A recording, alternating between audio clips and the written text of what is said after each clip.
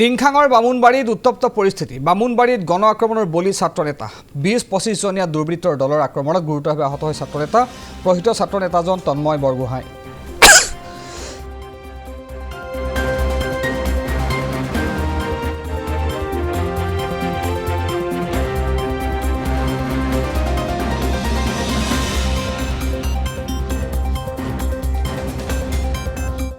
ডিব্ৰুগড় জিলা ছাত্ৰ সন্থাৰ সাংগঠনিক সম্পাদক।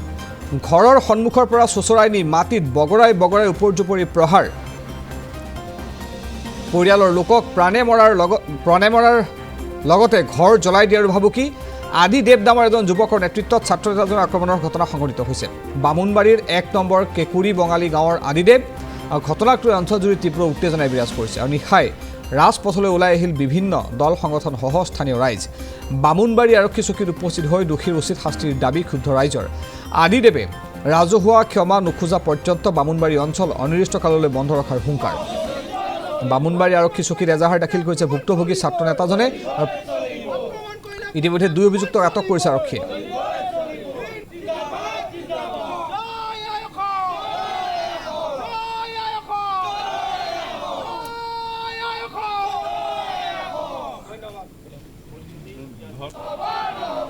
ঘটনা সন্দৰ্ভত অধিক জনাব টিংখঙৰ সাংবাদিক সত্যজিৎ বৰুৱাই। সত্যজিৎ বৰুৱা, এগৰাকী ছাত্ৰ নেতাক ঘৰৰ সন্মুখতে আহি একাংশ উদণ্ড লোকে প্ৰহাৰ কৰাৰ যি অভিযোগ উত্থাপন হৈছে, কিয় এই ঘটনা সংঘটিত হ'ল? ছাত্ৰ নেতাজনে কিয় প্ৰহাৰ কৰিলে? বামুণবাৰীত এক গণ আক্ৰমণৰ বলি হ'ল ডিব্ৰুগড় জিলা ছাত্ৰ সন্থাৰ সাংগঠনিক সম্পাদক তন্ময় বৰগোহাঁই।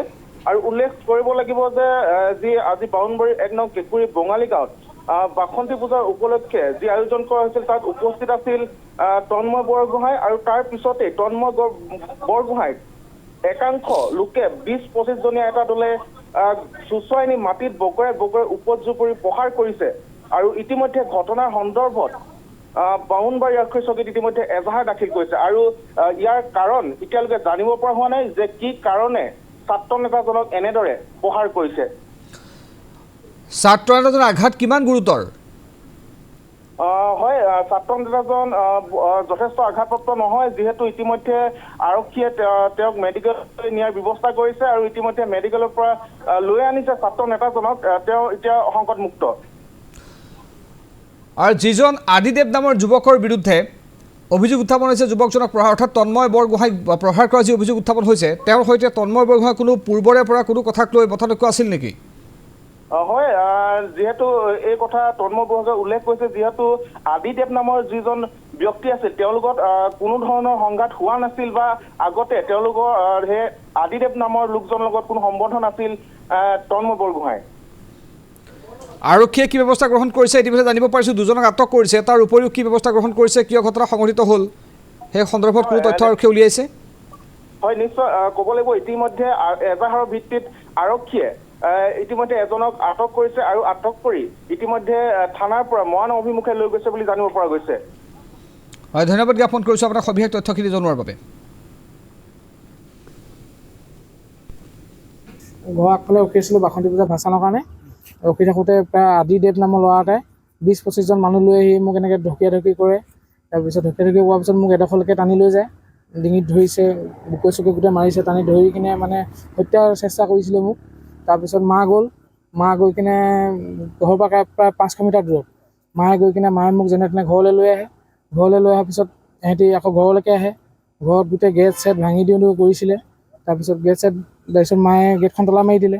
সেনেকুৱা অৱস্থাতে মোৰ গোটেই সতীৰ্থখিনি গৈ তাত উপস্থিত হয়। কিহৰ কাৰণে মই গম নাপাওঁ। সেইটো ওলাই তোক মাৰিম মই এনেকৈ কৈছে। গোটেই নাম এটা জানো আদিদেৱ বুলি কয়। আগৰ একো নাই। বামুণবাৰী তিনিআলিত সদৌ অসম ছাত্ৰ সন্থাৰ ডিব্ৰুগড় জিলা সাংগঠনিক সম্পাদক তন্ময় বৰগোহাঁইৰ ওপৰত অনাঅসমীয়াই এক পৰিকল্পিতভাৱে আক্ৰমণ কৰি তেখেতৰ ঘৰৰ সন্মুখৰ পৰা উঠাই নি হত্যা কৰাৰ চেষ্টা চলাইছিল নিজৰ মাতৃৰ সন্মুখত।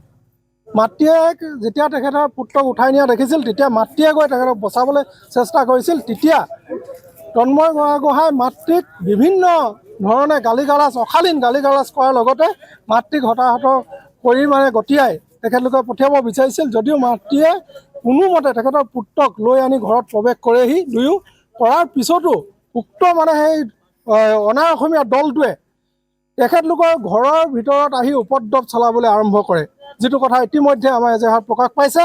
আৰু আমি গম পাইছোঁ যে সেই দলটোৱে তন্ময় গোহাঁইক হত্যা কৰিবৰ কাৰণে আহিছিল, পৰিকল্পিতভাৱে আহিছিল। যদি সেই সময়ত মাতৃ নাথাকিলেহেঁতেন তেতিয়া তন্ময় গোহাঁই আজি আমাৰ মাজৰ পৰা নহ'লহেঁতেন। আৰু তন্ময় গোহাঁই মাতৃকো যি ধৰণে তেখেতলোকে মানে ব্যৱহাৰ কৰিছে, যি অশালীন ব্যৱহাৰ কৰিছে, শালীনতা হানি কৰিছে, এই কথা আমি কৃষক মুক্তি সংগ্ৰাম সমিতিয়ে কেতিয়াও মানি নলওঁ। প্ৰথম কথা হ'ল এতিয়া আমাৰ স্পষ্ট কথা যে যিকেইজন কালপিতে যি অনা অসমীয়াৰ ওপৰত আক্ৰমণ কৰিছে, ইয়াৰ ওপৰত যি এজেহাৰ দিয়া হৈছে, সেই এজেহাৰ ভিত্তিত যদি আজি গ্ৰেপ্তাৰ নহয়, কালিলৈ যেতিয়ালৈকে সেই কালপিতকেইজনক গ্ৰেপ্তাৰ নকৰিব তেতিয়ালৈকে বামুণবাৰী বন্ধ থাকিব।